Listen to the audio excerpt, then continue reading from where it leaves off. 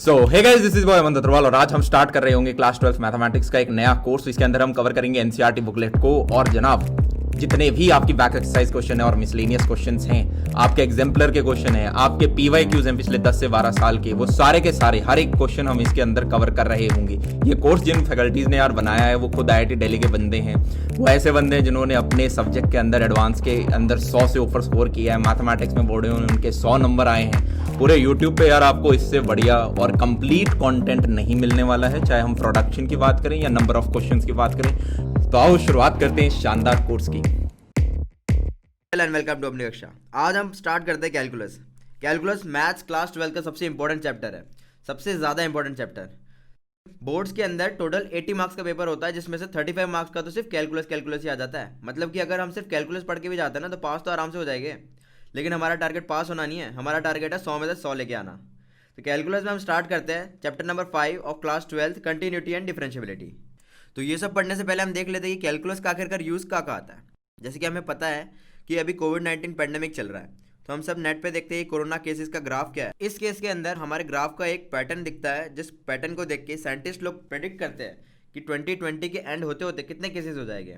और हम पॉपुलेशन के ग्राफ को भी देख के एस्टिमेट कर सकते हैं कि 2024 तक कितनी पॉपुलेशन होने वाली है। इनफैक्ट पैंडेमिक में तो पॉपुलेशन ग्रोथ का रेट भी इंक्रीज हो गया, और क्यों हुआ है वो मुझे नहीं पता। तो ये सारे फ्यूचर प्रेडिक्शंस हम करते हैं कैलकुलस की हेल्प से। तो कैलकुलस बेसिकली क्या है? Calculus is the mathematics of change. मतलब कि कोई भी चीज़ अगर दुनिया के अंदर चेंज हो रही है तो उसके अंदर कैलकुलस यूज़ हो रहा है। जैसे कि हमारे बाल बढ़ रहे हैं, हमारी बॉडी बढ़ रही है, टाइम चेंज हो रहा है, टेम्परेचर बढ़ रहा है और कम हो रहा है, इन सारी चीज़ों के अंदर कैलकुलस यूज़ होता है। तो कैलकुलस का ओरिजिन कैसे हुआ था? कैलकुलस लेट 1600 के अंदर दो साइंटिस्ट थे, आइजैक न्यूटन और गॉटफ्रीड लेबनीज। इन दोनों ने साथ में किया था। तो एक बार के लिए हम मान सकते हैं कि ये कोइंसिडेंस था कि उन लोगों ने साथ में कर लिया। तो उस टाइम पे सीबीआई की इंक्वायरी तो हुई नहीं थी कि कटघरे में रख के उनको पूछेंगे कि वो कौन था, क्या वो न्यूटन था या फिर वो लेबनीज था। उस टाइम तो हमें पता नहीं चला। तो लोगों ने वहाँ के मान लिया कि चलो मान लेते कि कोइंसिडेंस है, और फिर तब से लेके आज तक कैलकुलस में दोनों का नाम यूज़ होने लग गया, न्यूटन का भी और लेबनीज का भी। तो कैलकुलस में हम क्या क्या पढ़ेंगे? सबसे पहले पढ़ेंगे लिमिट्स, जो कि क्लास 11 में हमने ऑलरेडी पढ़ रखा है और ये कैलकुलस का सबसे बेसिक पार्ट है। फिर हम पढ़ेंगे CND, मतलब continuity and differentiability, chapter number 5 of class 12। फिर हम पढ़ते हैं AOD, फिर इंटीग्रेशन, फिर AOI, फिर डिफरेंशियल इक्वेशन। और ये सारे चैप्टर्स हम पढ़ेंगे कैलकुलस के अंदर। तो ये सारे चैप्टर पढ़ने के बाद हम बोल सकते हैं कि हमारा कैलकुलस पूरा हो गया। अब हम कैलकुलस के कुछ एप्लीकेशन देखते हैं। तो तुम सबने पबजी तो खेला ही होगा। तो पबजी के अंदर हम जब किसी दूसरे प्लेयर के ऊपर नेड करते हैं तो हम अलग अलग एंगल से कर सकते हैं। अगर कम एंगल पे कर रहे हैं तो कम पे जा रहा है, थोड़े ज़्यादा पे कर रहे हैं तो थोड़े और ज़्यादा पे जा रहा है, और अगर हम एग्जैक्ट सही एंगल पे करते हैं तो ग्रेनेड जाता है और पट से नेड फुटता है उसके ऊपर और हम उसका डब्बा बना देते हैं। तो सेम कॉन्सेप्ट हम यूज़ करते हैं प्रोजेक्टाइल मोशन के अंदर, जो कि हमने फिजिक्स के अंदर पढ़ा है। तो उसके अंदर भी जो हमारा डिस्टेंस और एंगल है उसका रिलेशन जो हमारा निकलता है वो कैलकुलस से ही निकलता है। और अगर हमें कोई भी एक रैंडम शेप दे दिया जिसके अंदर उसकी बाउंड्रीज कर्व्ड है तो उसका एरिया कैसे निकालेंगे? उसका एरिया भी हम कैलकुलस की हेल्प से निकालेंगे। जैसे हमें सबको सर्कल का एरिया तो पता ही है कि सर्कल का एरिया क्या होता है, पाई आर स्क्वायर। कभी किसी ने सोचा है कि सर्कल का एरिया निकाला कैसे है? ये भी हमने कैलकुलस की हेल्प से ही निकाला है। ये हम पढ़ेंगे आगे इंटीग्रेशन के अंदर। तो स्टार्ट करते हैं हम लिमिट्स से। अब लिमिट्स बेसिकली है क्या कि मान लो कि एक बॉल है, वो वाली बॉल नहीं होती जो कि बहुत ज़्यादा उछलती है, वो वाली बॉल है, वो एक 100 फ्लोर की बिल्डिंग से हमने ड्रॉप कर दी। और मान लेते हैं कि नीचे कोई गाड़ी नहीं जा रही है और एकदम प्लेन रोड है। तो जैसे ही हमने बॉल को नीचे फेंका तो वो नीचे टप्पा खा के फिर से रिबाउंस करते हैं, हमने जितनी डिस्टेंस है फेंकी उसके हाफ डिस्टेंस तक। मतलब कि हमने 100 फ्लोर से फेंकी थी तो 50 तक फिर से रिबाउंस की, फिर वो फिर से नीचे टप्पा खाती और फिर 25th फ्लोर तक रिबाउंस करेगी।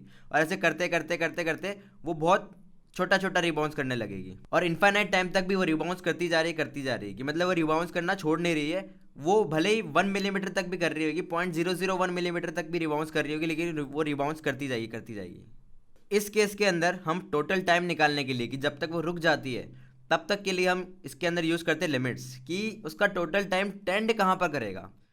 तो हम ये मान लेते हैं कि जब तक बॉल 1 सेंटीमीटर ऊपर तक उछल रही थी तब तक उसका टाइम था 9.90 सेकेंड्स।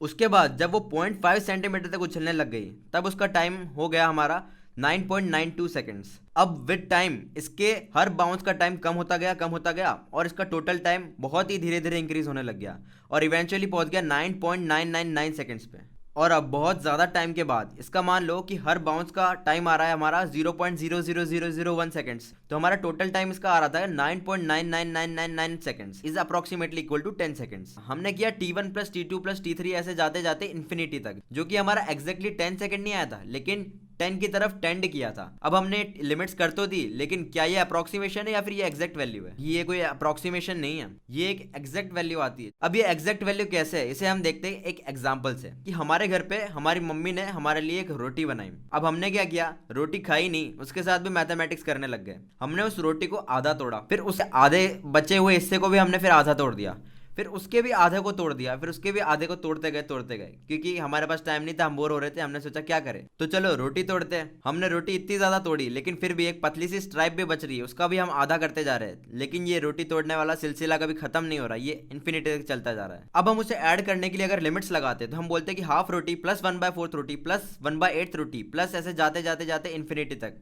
अब जब हम इसके एडिशन के अंदर लिमिट्स लगाते हैं, तो हमें पता चलता है कि limits of addition of all roti is equal to 1 roti. और ये सही भी है, क्योंकि स्टार्टिंग के अंदर इनिशियली हमको मम्मी ने कितनी रोटी दी थी, एक पूरी रोटी दी थी। तो इससे हमें पता चलता है कि लिमिट्स के अंदर जो हम अप्रोक्सीमेशन लेते हैं, वो एक्चुअली अप्रोक्सीमेशन नहीं है, लिमिट से हमारी एक्चुअल वैल्यू आ रही है।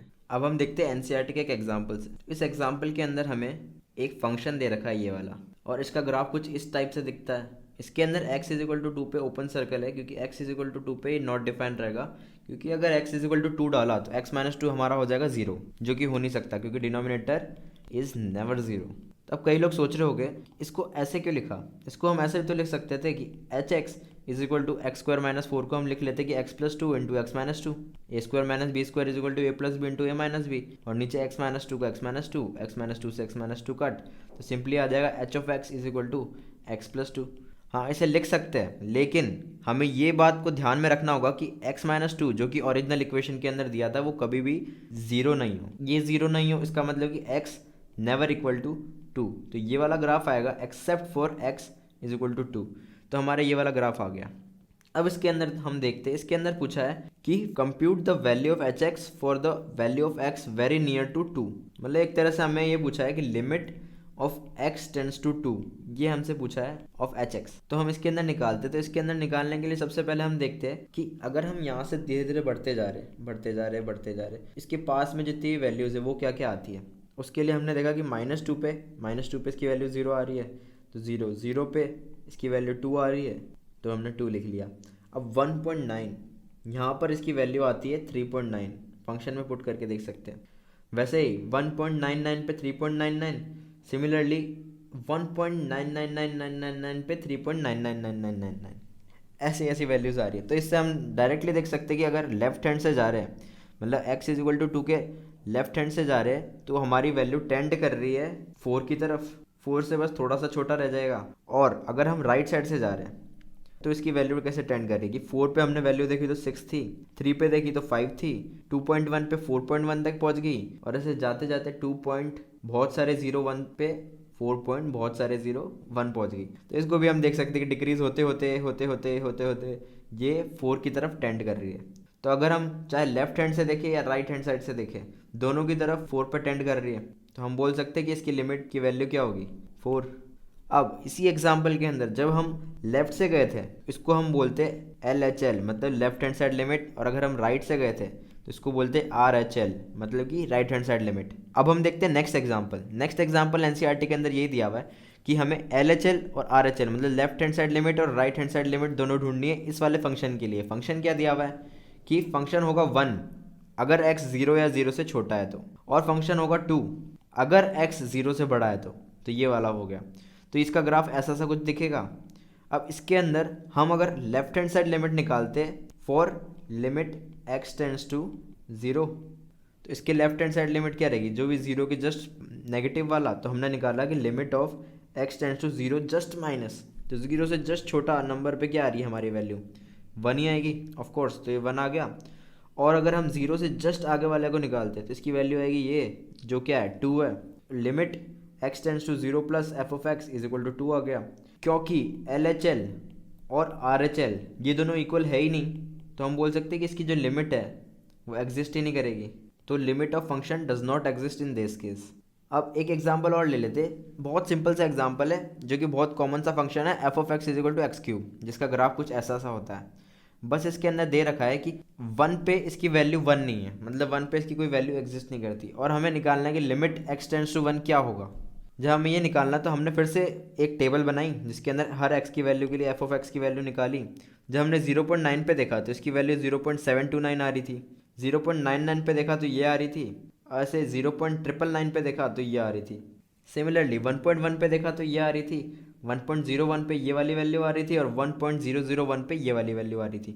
तो हम इस ट्रेंड को देख सकते हैं, ये इस तरफ से और इस तरफ से 1 की तरफ पहुंच रहा है। तो लगभग हम बोल सकते हैं कि limit of x tends to 1 of f of x is equal to 1, जो कि हमने ये लिखा है।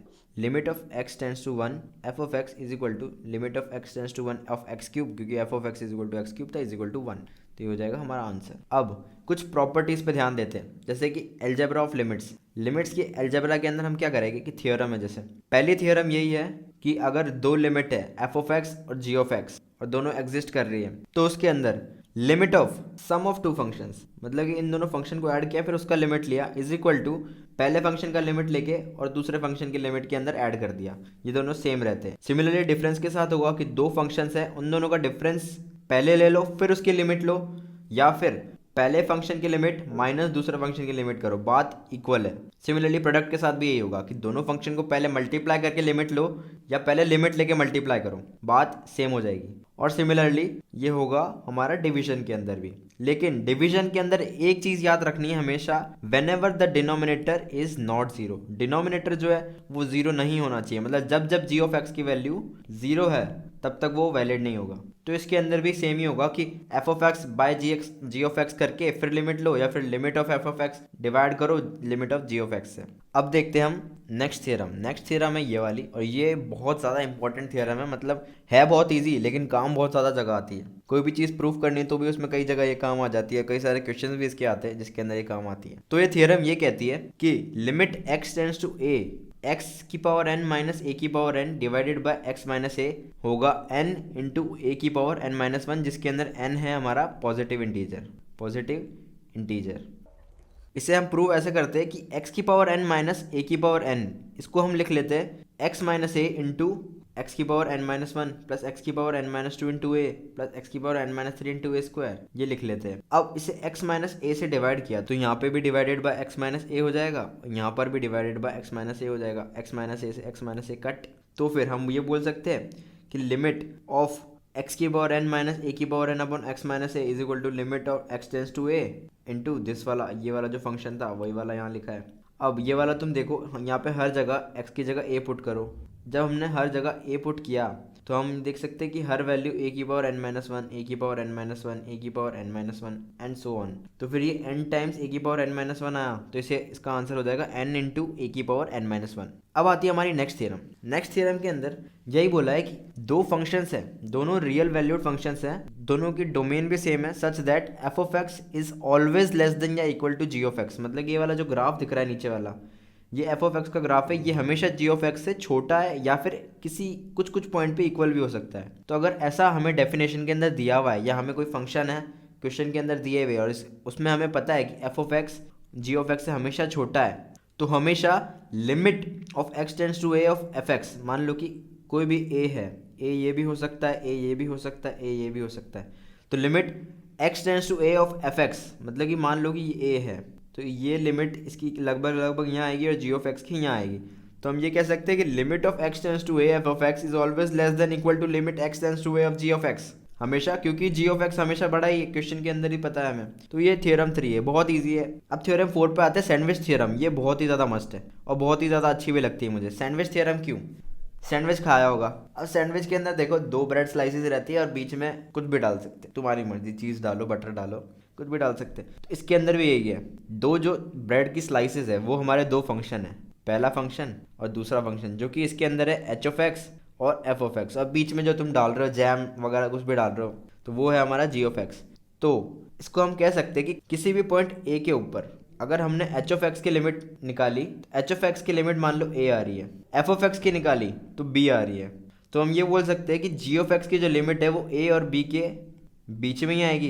क्यों बोल सकते हैं? थियरम नंबर 3 से बोल सकते हैं हम, इन दोनों के बीच में आएगी। किसी क्वेश्चन के अंदर मान लो कि h ऑफ x की a आ रही है और f ऑफ x की भी b is equal to a, मतलब कि दोनों की लिमिट आ रही है हमारी a, तो हम डायरेक्टली बोल सकते हैं कि g ऑफ x जो है उसकी भी लिमिट रहेगी a। तो अभी हमने जो 4 थ्योरम्स पढ़ी, उन चारों थ्योरम से कई सारी इक्वेशंस प्रूव होती है, लेकिन उन सब में से कुछ इंपॉर्टेंट लिमिट्स है जो हम देखते हैं।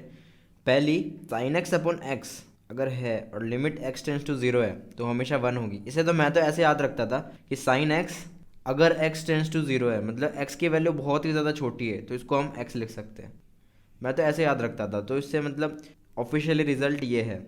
और दूसरा रिजल्ट है कि 1 minus cos X upon X, X tends to 0 अगर लिमिट है तो इसकी वैल्यू आ जाएगी 0। और तीसरा है कि ई की power X minus 1 upon X is equal to 1। इसको भी मैं ऐसे याद रखता था कि अगर ई की पावर एक्स माइनस 1 है और एक्स की वैल्यू अप्रॉक्सीमेटली 0 है, मतलब टेंस टू 0 है, तो ये हो जाता है एक्स। ये दोनों चीज़ तो मैंने हमेशा ऐसे ही याद रखी है और क्वेश्चंस के अंदर बहुत काम आती है, तो डायरेक्टली हमारा हो जाता है। लेकिन बोर्ड्स के अंदर अगर क्वेश्चन आए तो हमें इस टाइप से, इस फॉर्मेट में ही लिखना है। तो फर्स्ट वाली लिमिट को प्रूफ करने के लिए हम यूज़ कर सकते हैं सैंडविच थ्योरम, जिसका मैंने एक हिंट यहाँ दे दिया। एक बार खुद ट्राई करके देखो, बाकी आगे तो हम कर ही लेंगे। अब हम प्रूफ करेंगे कि sine X upon X when X tends to 0 1 होता है सैंडविच थ्योरम से। ये वाला रिलेशन जो कि मैंने हिंट दिया था, ये कहाँ से आया, इसे ही प्रूफ करेंगे। मान लेते कि एक सर्कल है और इसका रेडियस है r, ये r हो गया, ये r हो गया, इसका रेडियस है r। सी डी इसके सरकमफ्रेंस से ओ ए पे परपेंडिकुलर है और ए बी भी परपेंडिकुलर है ओ ए पे, और ए सी हमने कनेक्ट कर दिया। तो बस ये थी हमारी ज्योमेट्री, हमने ये बनाया। अब ज्योमेट्रिकली हम प्रूफ करेंगे कि ये वाला जो रिलेशन था कि cos x is less than sin x by x is less than 1, ये वाला रिलेशन हम प्रूफ करेंगे। तो सबसे पहले हम ये देख सकते हैं कि ए ओ सी जो ट्राइंगल है हमारा, इसका area A O C sector से छोटा है, ऑफ कोर्स, क्योंकि ये वाला जो एरिया है ये सेक्टर के अंदर तो काउंट हो रहा है लेकिन ट्राइंगल के अंदर काउंट नहीं हो रहा। इस वाले सेक्टर का एरिया इस वाले ट्राइंगल से छोटा है, ऑफ कोर्स, क्योंकि उसके अंदर ये वाला एरिया नहीं है सेक्टर के अंदर। तो हमने लिख लिया कि area of triangle O A C is less than area of sector A O C is less than area of triangle O A B. तो triangle of O A C क्या होगा, ओ A C, triangle O A C क्या होगा, half into base into height. Base इसका हो गया radius are और height हो गया सी डी। तो हमने लिख लिया half into base into height. अब सेक्टर का एरिया कितना होगा, सेक्टर का एरिया क्या होता है, जितने एंगल है, एक्स जो है हमारा वो है एंगल। अब x divided by 2 pi into pi R square. क्यों, क्योंकि पाई आर स्क्वायर पूरे सर्कल का रहता है एरिया, उसमें से अगर हम x वाला हिस्सा ले रहे हैं, x डिवाइडेड बाय 2 पाई हो जाएगा पूरा एंगल, मतलब 180 डिग्री। तो x by 2 pi into pi R square, ये हो जाएगा इसका एरिया, इस सेक्टर का एरिया। तो यही हमने लिख लिया x by 2 pi into pi R square is less than. अब ट्राइंगल ओ ए बी का एरिया कितना होगा, हाफ इंटू बेस जो कि है r इंटू हाइट जो कि है A B, half into R into A B. और यहाँ पर area of sector A O C के अंदर पाई से पाई कट जाएगा, तो ये बच जाएगा x by 2 into R into R. अब ये बच गया। अब r बाय 2 कैंसिल कर देंगे, r बाय 2 यहाँ से कैंसिल, r बाय 2 यहाँ से कैंसिल और r बाय 2 यहाँ से कैंसिल। तो हमारे पास बचेगा कि C D is less than X R is less than A B. अब सी डी एक्चुअली है क्या, सी डी ये है, इसको हम लिख सकते हैं कि r साइन x। क्यों, क्योंकि साइन x क्या हो जाता है, C D divided by O C. तो हम इसको लिख सकते हैं r sine x। Similarly A B को हम लिख सकते हैं r टेन x, क्योंकि ए बी ये है और टेन एक्स क्या हो गया, A B divided by O A, और ओ ए हमारा आर है, तो इसको लिख सकते हैं हम R tan x is equal to A B. वो हमने यहाँ लिख दिया R tan x is equal to A B. अब ये रिलेशन आया, इसके अंदर से हम आर को कैंसिल करते हैं, क्योंकि आर तो हमेशा पॉजिटिव ही है तो साइन चेंज नहीं होगा। आर को जब कैंसिल किया तो sine x is less than x is less than tan x आ गया। अब ये वाला जो इंपॉर्टेंट है, ये वाला रिलेशन है, ये बहुत ज़्यादा इंपॉर्टेंट है। इससे क्या पता चल रहा है, एक बार ग्राफिकली देखते हैं। इसका मतलब ये हुआ कि मान लो कि y एक्सिस है और ये x एक्सिस है और हमारा ये है हमारा y is equal to x. तो साइन x का जो ग्राफ है, जो कि हम ऐसे बना देते हैं कि ये लेकिन ये हमेशा 1 से छोटा रहेगा, तो फिर इसका ग्राफ कुछ ऐसा सा आएगा। इन रियलिटी इसका ग्राफ ऐसा ही होगा, जो कई लोग बनाते हैं ऐसे करके ये ग्राफ, ये गलत ग्राफ होता है। इसका ग्राफ ऐसा होता है। और 10x का ग्राफ अगर हम देखें तो 10x का ग्राफ आएगा हमारा कुछ इस टाइप से, कि मतलब माइनस इन्फिनिटी यहाँ पे और प्लस इन्फिनिटी यहाँ पे, ये हो गया पाई बाय 2। और ये हमेशा जब भी नेगेटिव साइड है, मतलब नेगेटिव ऑफ 0 है, तब ये हमेशा एक्स एक्सिस के नीचे, और जब भी पॉजिटिव साइड है तब एक्स एक्सिस के ऊपर है। तो जब हम 0 से लेके पाई बाय 2 की बात कर रहे हैं, तो साइन एक्स हमेशा 1 से छोटा है और टेन एक्स हमेशा 1 से बड़ा है। ये वाला ग्राफ हमेशा याद रखना। अब ये रिलेशन आ गया हमारा कि sine x is less than x is less than tan x. अब इस रिलेशन के अंदर अगर हम x से डिवाइड करते हैं तो आ जाता है हमारा sin x by x is less than 1 is less than 10x by x. तो ये रिलेशन बहुत इंपॉर्टेंट है, बाद में काम आएगा, इस यहाँ पे काम नहीं आएगा, ये मैंने थोड़ा एक्स्ट्रा इन्फॉर्मेशन बता दिया। लेकिन इसके पहले हम यहाँ आ गए थे कि sin x is less than x is less than 10x। अब इसे हम sin x से डिवाइड कर देते हैं, क्योंकि 0 से π/2 के अंदर sin x पॉजिटिव रहता है तो साइन चेंज नहीं होगा, इसका लेस देन है तो लेस देन ही रहेगा। जब हमने sin x से डिवाइड किया तो हमारे पास आ गया sin x by sin x is equal to 1 x by sin x, ये आ गया, और 10x बाय sin x जो कि हो जाएगा 1 बाय cos x। तो 1 is less than x by sin x is less than 1 by cos x। अब इसका रेसिप्रोकल ले लेते हैं, रेसिप्रोकल लेते ही हमारे पास आ गया कि 1 greater than sin x by x greater than cos x। तो इससे हमारा वो वाला जो रिलेशन था कि cos x is less than sin x by x is less than 1, ये वाला आ गया। अब ये रिलेशन तो आ गया, अब हम सैंडविच थ्योरम लगा के ये प्रूफ करेंगे कि limit of sin x upon x when x tends to 0 is equal to 1 होता है। ये करते हैं हम, तो क्योंकि हमारा ये वाला रिजल्ट आ गया था, अब इसके अंदर हम देखते हैं कि limit x tends to 0 of cos x क्या होता है। cos x जब x 0 की तरफ टेंड कर रहा है तो ऑफ कोर्स cos x की वैल्यू हो जाती है 1, और कांस्टेंट फंक्शन जो कि 1 है, हमेशा 1 है, उसका लिमिट x टेंड्स टू 0 क्या होगा, ऑफ कोर्स कांस्टेंट फंक्शन है तो उसका 1 ही रहेगा। ये भी 1 है, ये भी 1 है, ये भी 1 हो गया, ये भी 1 हो गया, और sin x बाय x फिर लिमिट इसकी सैंडविच थ्योरम से, क्योंकि 1 की भी लिमिट x टेंड्स टू 0 1 हो रही थी, और cos x की भी लिमिट x टेंड्स टू 0 1 हो रही थी, तो sin x बाय x की भी लिमिट x टेंड्स टू 0 1 ही होगी। तो therefore limit of sin x by x when x tends to 0 is equal to 1, sandwich theorem से आ गया। सिमिलरली अब हम प्रूफ करेंगे कि दूसरा वाला जो रिलेशन था कि 1 minus cos x upon x is equal to 0 when x tends to 0, इसको प्रूफ करते हैं।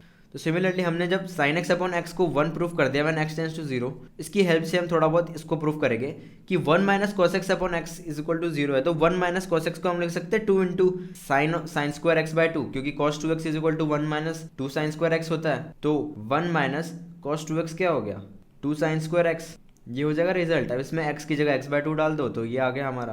अब इस चीज़ को हम इसके अंदर लिखते हैं, तो limit of x tends to 0 of 1 minus cos x upon x, ये हो गया sine x by 2 into sine x by 2 sine square x by 2, और जो 2 था उसको नीचे लेके गए डिवाइडेड बाय x बाय 2, ये आ जाएगा।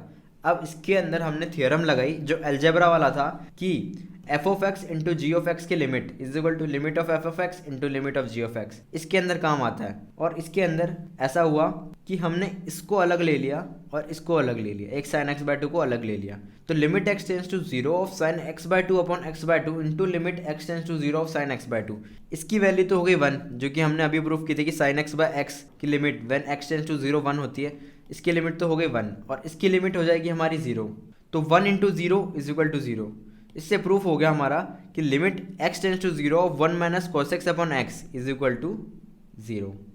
तो हमारा 11th क्लास का लिमिट्स का बेसिक पूरा कवर हो चुका है, और ये जो पार्ट है लिमिट्स का ये सबसे बेसिक है कैलकुलस का, मतलब अगर इसमें तुम कंफ्यूज हो रहे हो तो फिर तुम्हें पूरे कैलकुलस के अंदर कन्फ्यूजन चलेगा। तो ये वाला जो पार्ट है लिमिट्स का, ये तुम्हारा स्ट्रॉन्ग होना बहुत ज़्यादा ज़रूरी है।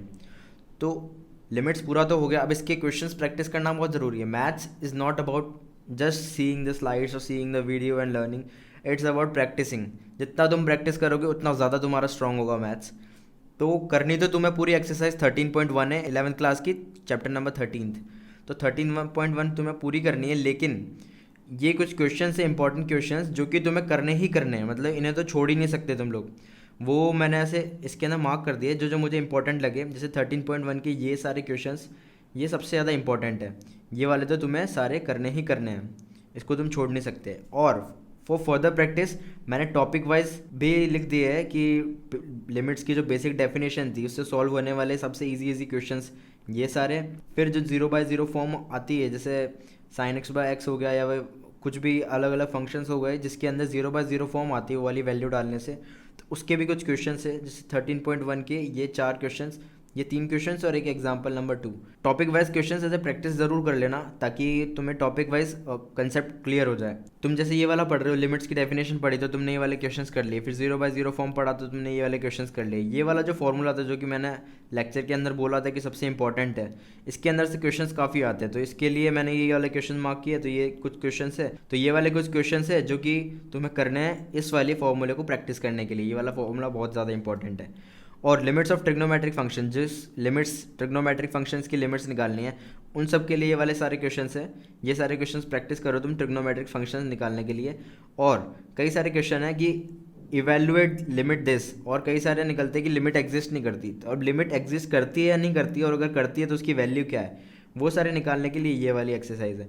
अब ये वाले जितने क्वेश्चन है एक्सरसाइज के, ये सबसे ज़्यादा इंपॉर्टेंट है और सबसे ज़्यादा क्वेश्चन इसमें से ही आते हैं। तो ये वाला तो मस्ट है, ये वाला तो तुम्हें कर ही लेना। तो इसके अंदर वही सारे important questions, topic wise question सारे प्रैक्टिस के हिसाब से, ये और ये, जो कि ये वाला तो सबसे मस्ट है, ये सारे तुम प्रैक्टिस कर लेना। अब हम स्टार्ट करते हैं कॉन्टिन्यूटी। कॉन्टिन्यूटी बेसिकली क्या है? देखो कॉन्टिन्यूटी ऐसा है कि मान लो कि ये ग्राफ तुम्हें दिया हुआ है। अब इस ग्राफ के अंदर अगर तुम कोई भी ग्राफ बना रहे हो फंक्शन का, जैसे ये मैं बना रहा हूँ और मैंने पेन नहीं उठाया, ये फंक्शन है जिसके अंदर मैंने पेन नहीं उठाया, तो ये है कॉन्टिन्यूस फंक्शन। अगर इसी की जगह मान लो कि मैं ऐसा ग्राफ बनाता हूँ कि ये मैं चल रहा हूँ लेकिन यहाँ पे मैंने पेन उठाया और ये वाला पॉइंट एग्जिस्ट नहीं करता और फिर मैं आगे बढ़ गया, तो ये डिसकंटिन्यूस हो गया, क्योंकि यहाँ पर इस जगह पर मैंने उठा लिया अपना पेन, तो ये हो गया डिसकंटिन्यूस। अब जैसे फैमिलियर एग्जांपल्स लेते हैं, जैसे कि 10x लेते हैं, तो 10x का ग्राफ कुछ ऐसा रहता है, फिर नीचे से फिर से स्टार्ट होके ये, तो इसके अंदर 10x के अंदर फंक्शन यहाँ से यहाँ तक तो कंटिन्यूस था, लेकिन यहाँ पर ये डिसकंटिन्यूस हो गया क्योंकि यहाँ पर हमने पेन उठा लिया। फिर यहाँ से यहाँ तक कंटिन्यूस था, लेकिन फिर यहाँ पे हमारा डिसकंटिन्यूस हो गया क्योंकि यहाँ पर फिर से हमें पेन उठाना पड़ रहा है। तो 10x का ग्राफ भी ऐसे ही डिसकंटिन्यूस हो जाएगा कुछ कुछ पॉइंट्स पे। अब जैसे कि sin x है, sin x सोचोगे क्या रहेगा, कंटिन्यूस रहेगा या नॉन कंटिन्यूस रहेगा? ऑफ कोर्स कंटिन्यूस रहेगा, क्योंकि sin x का ग्राफ कुछ इस टाइप से बनता है, एंड सो ऑन। तो फिर इसके अंदर हम पेन उठा ही नहीं है, तो sin x हो गया, cos x हो गया, ये सारे प्योरली कंटिन्यूस है, ये कहीं पे भी डिसकंटिन्यूस नहीं हो रहे। तो सिंपली ये कंसेप्ट है कि अगर तुमने पेन उठा लिया कहीं पे ग्राफ बनाते बनाते, तो वो डिसकंटिन्यूस हो जाएगा, और कंटिन्यूटी के लिए हमें पेन नहीं उठाना और नॉर्मल फंक्शन का ग्राफ बनाना है। तो डेफिनेशन अगर देखें तो ये बोला जाता है इसके अंदर कि limit of x tends to c minus, मतलब कि LHL निकाला जो हमने लेफ्ट हैंड साइड लिमिट, और limit x tends to c plus जो कि RHL निकाला हमने राइट हैंड साइड लिमिट, और जो c के ऊपर वैल्यू है, ये तीनों अगर सेम है किसी पॉइंट पे, तो उस पॉइंट पे वो वाला फंक्शन कंटिन्यूस रहेगा।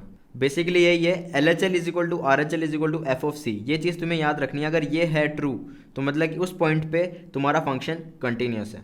अब कंटिन्यूटी इन एन इंटरवल, ये तो पॉइंट पे देख लिया हमने कि इस पॉइंट पे हमारा कंटिन्यूस है। तो ऐसे फंक्शन को देखने के लिए किसी इंटरवल के अंदर कि वो कंटिन्यूस है या नहीं, कि मतलब a से b क्लोज ब्रैकेट के अंदर वो कंटिन्यूस है या नहीं, तो उसके लिए मान लो रैंडमली ये वाला ग्राफ दिया हुआ है, ये a हो गया और ये b हो गया। तो सबसे पहले इसके अंदर 3 कंडीशंस रहती है, 3 स्टेप्स रहते हैं, स्टेप a, स्टेप b और स्टेप c। सबसे पहले स्टेप के अंदर हमें देखना है कि a से b के अंदर क्या ये फंक्शन कंटिन्यूस है, मतलब ये कहीं ब्रेक तो नहीं हो रहा। जैसे मान लो यहाँ पे अगर ब्रेक हो जाता तो ये डायरेक्टली डिसकंटिन्यूस हो जाता है a से b के बीच में। तो a से b के बीच में हमें देखना है कि ये कंटिन्यूस है या नहीं। फिर सेकंड स्टेप है कि a का RHL निकालना है, a पॉइंट पे हमें RHL निकालना है। फिर देखना है कि RHL is equal to f of a है या नहीं है। तो हमने निकाल दिया कि limit x tends to a plus of fx is equal to f of a है या नहीं है, और अगर है तो ये फाइनाइट क्वांटिटी होनी चाहिए, इनफाइनाइट या नॉट डिफाइन नहीं होनी चाहिए। अब हम देखेंगे कि b के LHL देखेंगे, b का LHL देखा तो इसके अंदर भी same, limit of x tends to b minus f of x is equal to f of b, ये होना चाहिए, और अगर है तो ये फाइनाइट क्वांटिटी होना चाहिए। अगर ये 3 स्टेप्स कंफर्म हो गए तुम्हारे, तो इसका मतलब तुम बोल सकते हो कि वो वाला फंक्शन a से b के अंदर कॉन्टिन्यूस है। सिंपल सा है। अब किसी भी फंक्शन के डिसकंटिन्यूटी होने के रीजंस क्या क्या हो सकते हैं?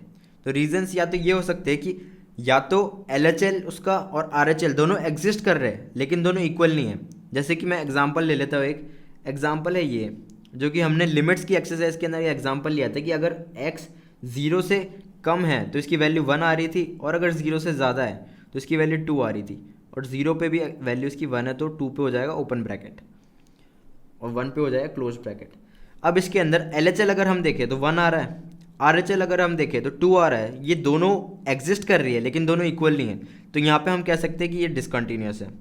सेकंड, अगर ये दोनों एग्जिस्ट करती है और दोनों इक्वल भी है लेकिन f ऑफ a के इक्वल नहीं है, इसका मतलब, इसका एक एग्जांपल देता हूँ मैं। मान लो कि ऐसे नॉर्मल एक कांस्टेंट फंक्शन है, लेकिन इस पे क्वेश्चन में दिया हुआ है कि ऐसे तो इसकी वैल्यू 1 है, लेकिन at x is equal to 0 इसकी वैल्यू हो जाती है 2, बाकी हर जगह ये 1 है। तो फिर इसके अंदर भी अगर ग्राफिकली देखिए तो हमने यहाँ से यहाँ तक तो बनाया, उसके बाद हमने पेन उठा लिया और ये बना दिया, उसके बाद हमने फिर से यहाँ से यहाँ तक बना दिया, तो इसके अंदर पेन उठाए तो ये डिसकंटिन्यूस होगा। अब इसके अंदर हमारा LHL क्या है, 1 है, RHL क्या है, वो भी 1 है, ये दोनों एग्जिस्ट कर रहे हैं, ये दोनों इक्वल भी है, लेकिन 0 के ऊपर इसकी वैल्यू 2 है, तो फिर ये 2 और 1 इक्वल नहीं है, एफ ऑफ ए के इक्वल नहीं है LHL और RHL, तो इसके हम डायरेक्टली बोल सकते हैं कि इस पॉइंट पे ये वाला फंक्शन डिसकंटिन्यूस है। अब अगर f of a not define है, f of a not define example ले लेता हूँ कि मान लो कि तुम्हारा फंक्शन है कि f of x is equal to x square minus 4 divided by x minus 2, जो कि हमने लिमिट्स वाली एक्सरसाइज के अंदर ये वाला एग्जाम्पल लिया था। अब इसके अंदर x इज इक्वल टू 2 पे ये नॉट डिफाइन हो जाएगा, तो किसी ने तुमसे पूछा कि क्या ये function x is equal to 2 पे कंटिन्यूस है या नहीं है, तो obviously x is equal to 2 पे नॉट डिफाइन है, तो ये डिसकंटिन्यूस हो जाएगा x इज इक्वल टू 2 पे। अब फोर्थ है कि इसको डिसकंटिन्यूटी के एक और रीज़न है कि at least one of the limit does not exist, कि मतलब या तो RHL एग्जिस्ट नहीं कर रही या फिर LHL एग्जिस्ट नहीं कर रही, तो फिर भी वो वाला फंक्शन डिसकंटिन्यूस रहेगा। अब ज्योमेट्रिकली मैंने एक ग्राफ के अंदर हर चीज़ बता दी कि कैसे कैसे ये फंक्शन डिसकंटिन्यूस रह सकता है। जैसे कि ये फंक्शन 1 पे डिसकंटिन्यूस है क्योंकि 1 पे इसका LHL और RHL दोनों अनइक्वल है, तो ये डिसकंटिन्यूस हो गया। 2 पे डिसकंटिन्यूस है क्योंकि 2 पे ये डिफाइन नहीं हो रहा, 2 पे f of 2 is not defined. 3 पे डिसकंटिन्यूस है क्योंकि LHL और RHL तो इक्वल है, लेकिन this is not equal to f of 3, f of 3 के इक्वल होता तो ये कंटिन्यूस रहता, लेकिन 4 पे ये कंटिन्यूस है क्योंकि LHL और RHL दोनों इसका 1 है और एफ ऑफ 4 भी इसका 1 है, तो हम बोल सकते हैं कि ये वाला फंक्शन है ये 1, 2 और 3 पे डिसकंटिन्यूस है, लेकिन 4 पे ये कंटिन्यूस है। अब प्रॉपर्टीज़ देखते हैं, properties of a continuous function, जैसे कि उसके अंदर अलजेब्रा ऑफ लिमिट्स देखा था हमने, वैसे ही इसके अंदर अलजेब्रा ऑफ कंटिन्यूस फंक्शन देखेंगे। कि मान लो कि दो फंक्शंस है एफ ऑफ एक्स और जी ऑफ एक्स, ये दोनों के दोनों कंटिन्यूस फंक्शंस है, तो फिर हम बोल सकते हैं कि f of x plus g of x भी कंटिन्यूस रहेगा और f of x into g of x भी कंटिन्यूस रहेगा और f of x upon g of x भी कंटिन्यूस रहेगा। लेकिन f of x upon g of x को कंटिन्यूस में एक कंडीशन है कि जी ऑफ एक्स तब जीरो नहीं होना चाहिए। तो ये 3 अलजेब्रा की प्रॉपर्टी है इसके कंटिन्यूस फंक्शन के। अगर इन 3 में से कोई भी प्रॉपर्टी है तो फिर वो पॉलिनोमियल भी कंटिन्यूस फंक्शन ही रहेगा।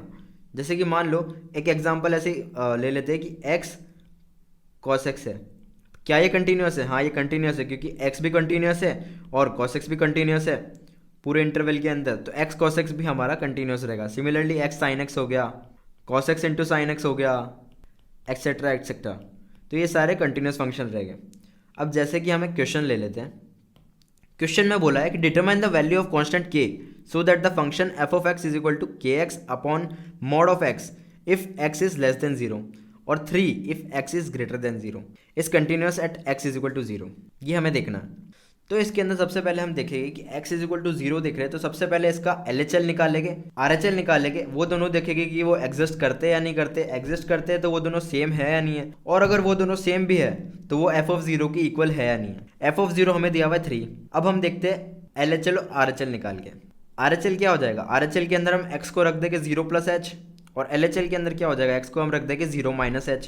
तो जब हमने 0 प्लस h रखा मतलब कि x ग्रेटर देन 0 है तो डायरेक्ट उसकी वैल्यू 3 आ जाएगी, तो ये 3 आ गई। अब LHL के अंदर जब वो 0 से जस्ट छोटा है, 0 से जस्ट छोटा मतलब कि इस वाले के अंदर एग्जिस्ट करता है। अब इसके अंदर हमने x को डाल दिया 0 माइनस h जो कि होता है माइनस h, तो k into minus h divided by h is equal to minus k. इसको कंटिन्यूस होने के लिए ऐसा है कि माइनस के आ रही है इसकी LHL और RHL और इसकी f ऑफ 0 इसकी 3 थी, तो हम ये बोल सकते हैं कि अगर माइनस के इक्वल टू 3 भी हो गया तो ये फंक्शन 0 पे कंटिन्यूस रहेगा। अब इसको कंटिन्यूस करने के लिए हम बोल सकते हैं कि k इज इक्वल टू -3 आ गया। जब भी k इज इक्वल टू -3 है तो ये कंटिन्यूस है 0 पे, अगर k इज इक्वल टू -3 नहीं है तो ये डिसकंटिन्यूस हो जाएगा x इज इक्वल टू 0 पे। अब हम करते हैं NCERT के कुछ एग्जांपल्स। तो एग्जांपल नंबर 11 करते हैं NCERT का। इसके अंदर बोला है find all the points of discontinuity of the function f। एक फंक्शन हमें दिया हुआ है जो कि ऐसे डिफाइन हो रहा है, जो कि x अगर लेस देन 1 है तो x प्लस 2 होगा, x ग्रेटर देन 1 है तो x माइनस 2 होगा, और अगर x इक्वल टू 1 है तो वो 0 हो जाएगा। तो इसके अंदर हमें सारे पॉइंट ऑफ डिसकंटिन्यूटी फाइंड करनी है। तो जब हमने इसका ग्राफ बनाया, x जब लेस देन 1 है, ये 1 पॉइंट है, जब ये लेस देन 1 है तो इसका ग्राफ हो जाएगा x प्लस 2 का ग्राफ हो जाएगा। अगर ये ग्रेटर देन 1 है तो इसका ग्राफ हो जाएगा x माइनस 2 का, और अगर ये 1 है तो इसकी वैल्यू हो जाएगी 0।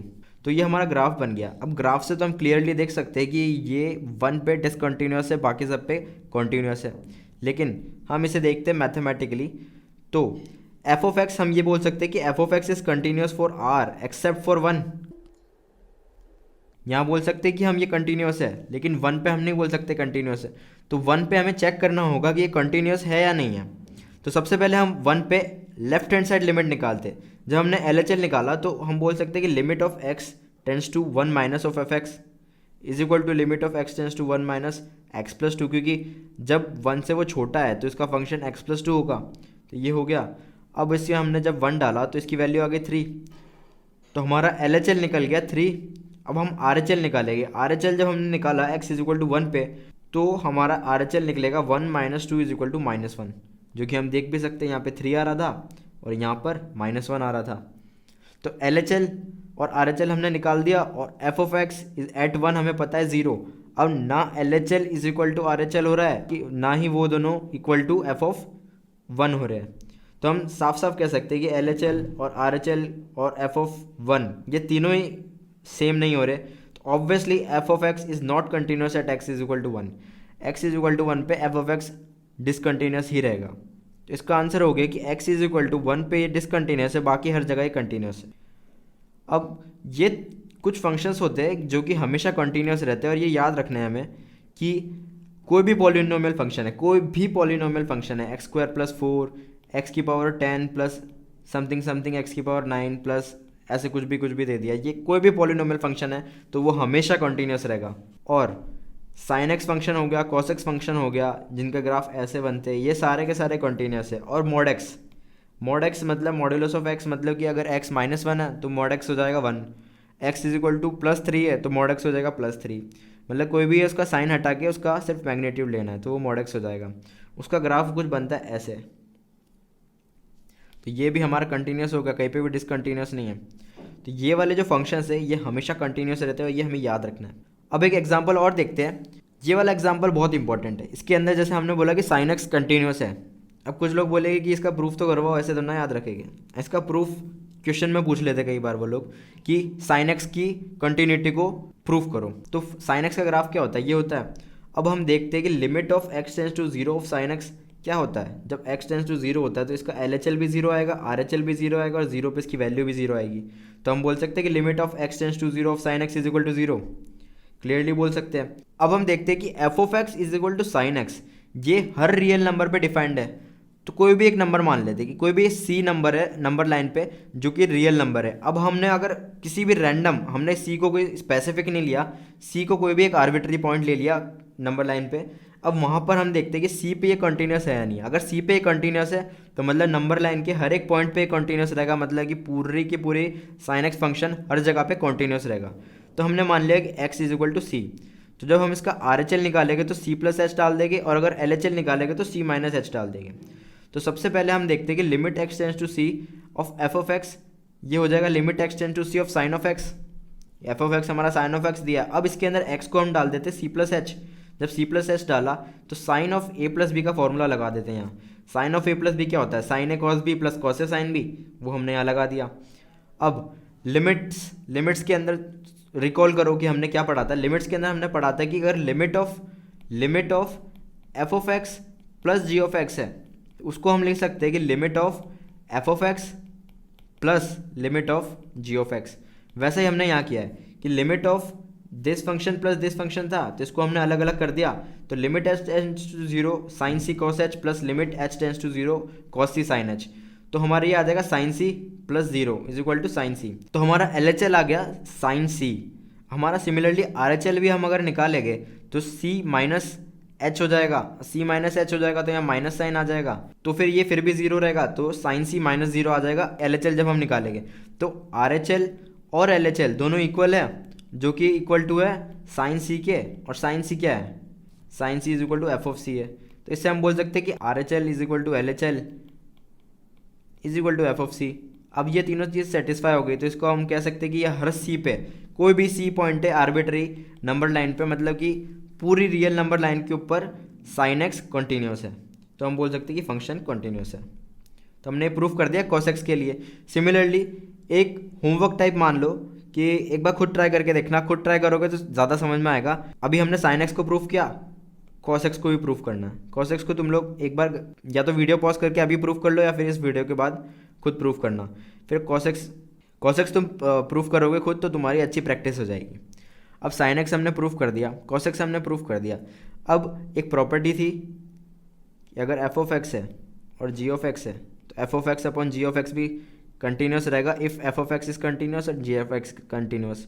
तो sin x upon cos x क्या होता है, tan x is equal to tan of x। तो ये कंटिन्यूस है, ये कंटिन्यूस है, तो ये भी कंटिन्यूस होना चाहिए। हाँ of course tan x continuous है, बट इसके साथ एक कंडीशन भी थी कि g of x not equal to zero, g of x zero नहीं होना चाहिए। तो इसके अंदर cos ऑफ x ज़ीरो नहीं होना चाहिए। तो जब जब cos x ज़ीरो हो रहा है तब तक ये इसका हम कंटिन्यूटी का बोल नहीं सकते, लेकिन बाकी के पॉइंट जब cos x ज़ीरो नहीं है तब तब ये कंटिन्यूस है, जो कि हमने देखा भी है कि tan x अगर आप कुछ ऐसा होता है, tan x अगर आप कुछ ऐसा होता है और फिर वो नीचे से स्टार्ट होके फिर से आता है, तो यहाँ से लेके यहाँ तक, यहाँ से यहाँ तक ये कंटिन्यूस है, लेकिन यहाँ पर इस पॉइंट पे डिसकंटिन्यूस, फिर से यहाँ से यहाँ तक कंटिन्यूस। तो इससे हम प्रूव कर सकते हैं कि tan x भी कंटिन्यूस है except for the points when cos x is zero. तो अब थियरम टू कंटिन्यूटी की लास्ट थियरम है, जो कि 2020 के सिलेबस में नहीं है क्योंकि इसके अंदर कॉम्पोजिट फंक्शंस आते हैं, लेकिन बाकी स्टेट बोर्ड्स के लिए है। तो फिर एफ ऑफ जी क्या होता है, एफ ओ जी हो जाता है हमारा f of g of x. तो इसके अंदर यही बताया है कि अगर फंक्शन एफ और फंक्शन जी दोनों रियल वैल्यूड फंक्शन है और एफ ओ जी एग्जिस्ट कर रहा है, मतलब डिफाइन एट पॉइंट सी, तो एफ ओ जी कंटिन्यूस सी पे तब रहेगा जब g is continuous at c and f is continuous at g of c. तो ये चीज़ आप हमें याद रखनी है कि f is continuous at g of c और g is continuous at c. ये हुआ तो वो कंटिन्यूस रहेगा। एग्जाम्पल मान लेते हैं, मान लो कि साइन ऑफ cos x है। अब इसको हम लोग को देखना है कि कोई भी पॉइंट मान लो π/4 मान लेते हैं। π/4 पे ये कंटिन्यूस है या नहीं ये फंक्शन, तो हम देखते हैं कि इसको कंटिन्यूस होने के लिए, मतलब ये एफ ओ जी लिखा हुआ है एक तरह से, तो इसके अंदर जी फंक्शन जो कि अंदर वाला cos x ये कंटिन्यूस है एफ π/4 पे, हाँ ये कंटिन्यूस है π/4 पे ऑफकोर्स। अब sine of x, sine of, अब इसको देखना पड़ेगा हमें, f is continuous at g of c, मतलब कि साइन ऑफ cos π/4 कितना होता है 1/√2, साइन ऑफ 1/√2 मतलब कि साइन x 1/√2 पे कंटिन्यूस होना चाहिए। अगर ये कंटिन्यूस हुआ तो एफ ओ जी भी कंटिन्यूस रहेगा, और हमें पता ही है कि साइन x पूरी नंबर लाइन पे कंटिन्यूस रहता है, तो इस पॉइंट पे तो ऑफकोर्स कंटिन्यूस रहेगा ही रहेगा। तो कंटिन्यूटी हमारा पूरा हो गया है। अब इसके अंदर देखते हैं इंपॉर्टेंट क्वेश्चंस कौन से हैं। तो अभी मैं टॉपिक वाइज क्वेश्चन दे देता हूँ, जितना आपने पढ़ा है उसमें टॉपिक वाइज तुम प्रैक्टिस कर सकते हो। तो उसके लिए सबसे पहली चीज़ थी कि कोई भी एक पॉइंट दिया हुआ है, गिवन पॉइंट पे हमें कंटिन्यूटी चेक करनी है। उसके लिए ये वाले सारे क्वेश्चंस कर लेना, बढ़िया हो जाएगा। अब कंटिन्यूटी एट एनी पॉइंट, अगर तुम्हें किसी फंक्शन की पूरी कंटिन्यूटी फाइंड करनी है किसी भी एनी पॉइंट पे, तो फिर उसके लिए ये सारे क्वेश्चंस हैं, ये सारे क्वेश्चंस प्रैक्टिस करोगे। इसके अंदर एग्जांपल्स काफ़ी अच्छे हैं, तो ये वाले एग्जांपल सारे प्रैक्टिस कर लेना एक बार। अब checking of continuity using RHL और LHL, LHL का कंसेप्ट अगर तुम्हें एकदम परफेक्ट करना है तो पूरे 5.1 एक्सरसाइज में ज़्यादातर क्वेश्चन LHL RHL से हो रहे हैं। तो ये सारे क्वेश्चन है जो कि मैंने छाट के निकाले हैं कि इन सब के अंदर LHL और RHL यूज़ हो रहा है, और ये वाले एग्जाम्पल्स है, ये वाले एग्जाम्पल्स ज़रूर कर लेना। एग्जाम्पल्स बहुत अच्छे होते हैं, इसके अंदर एग्जाम्पल्स, इसके अंदर एग्जाम्पल्स और इसके अंदर एग्जाम्पल्स, और वो वैसे भी सॉल्व है। तो तुम्हें सबसे पहले एग्जाम्पल्स करो, उसके बाद एक्सरसाइज वाले क्वेश्चन करो। और जैसे फिर नेक्स्ट टॉपिक आता है कि हमारा algebra of continuous function f of x g of x वाला, तो उसके अंदर एग्जाम्पल 18 है और बाकी के ये 4-5 क्वेश्चन से एक्सरसाइज के। अब कंटिन्यूटी ऑफ कंपोजिट फंक्शन 2020 के सिलेबस में नहीं है, लेकिन बाकी लोग कर सकते हैं। तो इसके अंदर ये कुछ क्वेश्चन है जो कि कंपोजिट फंक्शन के ऊपर बेस्ड है। तो कंटिन्यूटी की प्रैक्टिस करने के लिए तुम्हें 5.1 पूरा का पूरा करना है, एक बार तो सॉल्व पूरा का पूरा करना है, लेकिन ये वाले जो क्वेश्चन है ये तुम टॉपिक वाइज अपनी प्रैक्टिस के लिए अटैम्प्ट कर सकते हो। टॉपिक वाइज कि मतलब तुमने सबसे पहले LHL RHL पढ़ लिया, तो ये सारे क्वेश्चंस कर लो, तो तुम्हारी LHL RHL के अंदर ग्रिप अच्छी हो जाएगी। तो इसी के साथ हमारा लिमिट्स और कंटिन्यूटी आज दोनों खत्म होता है। नेक्स्ट लेक्चर के अंदर हम पढ़ेंगे डिफरेंशिएबिलिटी से